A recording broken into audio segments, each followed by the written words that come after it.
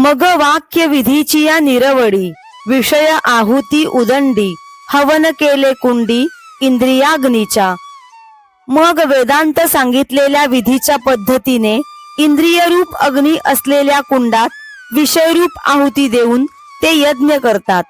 सर्वाणींद्रिय कर्माणि प्राणकर्माणि चापरे, आत्मसंयम योगाग्नौ जुह्वति ज्ञानदीपिते.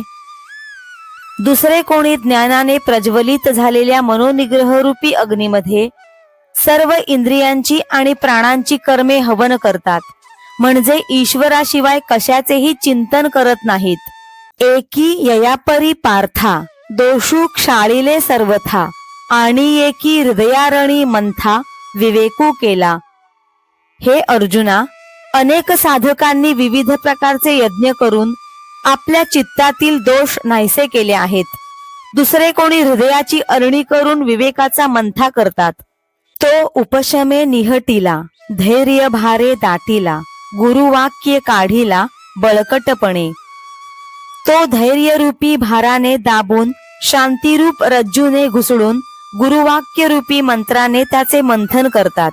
ऐसे समरसे मंथन केले, तेथ झडकरी काजा आले, जे उज्जीवन जहाले ज्ञानाग्नीचे. समरसतेने मंथन केले असता त्याचा त्वरित उपयोग होतो आणि ज्ञानाग्नी प्रकट होतो.